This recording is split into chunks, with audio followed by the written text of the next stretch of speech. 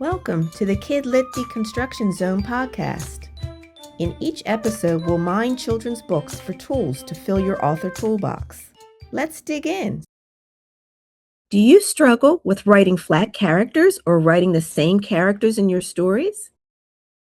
In this episode, we're exploring ways to enrich your writing with fully developed characters.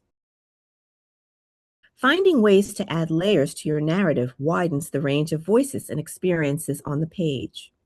We'll give you 4 techniques to help you write characters that are deep, authentic, and welcoming. Our first tool is Make Specificity Special. So for this episode, we decided to pick a picture book called A Season for Fishing by Pamela Courtney and illustrated by Tony D. Chambers. The main character, Cher, is thrilled to finally help her grandfather, Paper, with their still water fishing family tradition.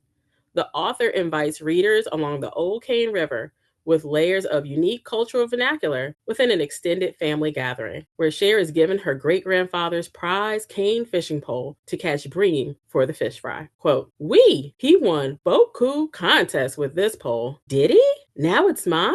You're part of a tradition now, Cher. Merci, Paper. I bait my hook then and there. End quote. The language between Cher and her family is unique to their part of the world, but also a reminder of the special language we share with our own families and friends. So here's your writing tip. Take a note of a family or cultural tradition that is significant to you and consider the nuances of that event, like who would be present, what words would be used, and how would the participants dress maybe. All those details are what make stories special. Our second tool is craft settings unique to your character. In our chapter book selection, Henry Like Always by Jen Bailey and illustrated by Mika Song features the main character that is on the autism spectrum in an environment that combines supportive grown-up, challenging peers, and opportunities for exploration in Classroom 10. In this inclusive classroom with a thinking chair and quiet cards, Henry enjoys the consistency of his daily class schedule. But when a noisy parade disrupts the predictability, he finds a solution for himself as well as his classmate, Samuel. Quote, "If I wear that hat, do I get to play an instrument?" said Samuel. "My tambourine is too jangly. It hurts my ears," said Henry. Henry got an idea. "What if you play my tambourine and I wear your hat?" "Deal," said Samuel. End quote. The page turn reveals a happy Henry with a tall hat and a large grin. It is a satisfying feeling to work through moments not within your control, but with a smile. So here's your writing tip. Imagine your character's daily interactions with others and how sensory experiences could be challenging or provide comfort to layer the plot without making it the central focus of the story. Our next tool is Weave in Generational Voices. Our middle grade selection is Maisie Chen's Last Chance, written by Lisa Yi. Intergenerational memories create layers that are central to its diverse narrative. We learn about Maisie's Chinese heritage through flashbacks and oral stories of the life of her great-grandfather, Lucky. Maisie's story is shaped by her actions as well as the lives, struggles, and wisdom of older family members, like her grandfather, Opa.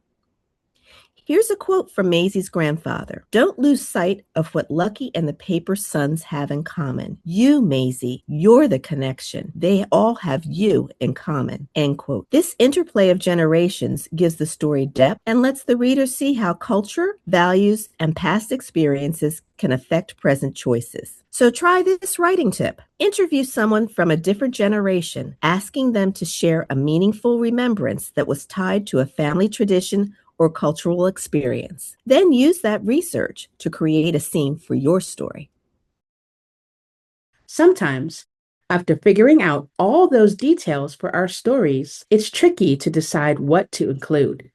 New writers tend to info dump. Others, like me, get stuck on descriptions. Our last tool, Show and Tell, helps us manage the details that add depth. Today's YA pick is the short story Stroke of Midnight, Shoes of Glass by Addie Hart. It's part of the Access and Artifice anthology, which is all about fantasy characters with disabilities and chronic illnesses. This story reimagines Cinderella with chronic fatigue syndrome. As you can imagine, too many details will yank the reader right out the story. In this scene, when Cinderella steps into the ballroom, we're told her baseline and then we're shown the emotional escalation. Quote, Cinderella tries to enjoy the ball, but she is just so tired. There's so much to look at and feel and take in, silk spinning on the dance floor and 1,000 glimmers of jewels and glass and a million gusts of perfume, end quote. What an overload. The repetition and really big numbers in that description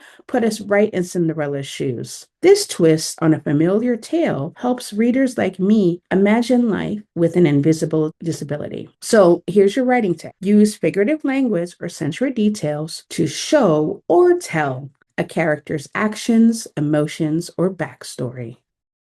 Hey, KDZ friends. Now that our episode's over, check out our episode description for show notes, websites, and amazing resources. We've included links to We Need Diverse books, Lee and Low webinars, and more. We hope they help you add meaningful moments of inclusivity to your story. We hope these references spark your curiosity and serve as an inspiration to write more well-rounded characters. Whether you're writing a picture book, YA, or something in between, grab your writing tools and get to work. Let us know which writing tool helped you deconstruct your story. Thank you for listening to the KDZ podcast. And please remember to like, share, and subscribe.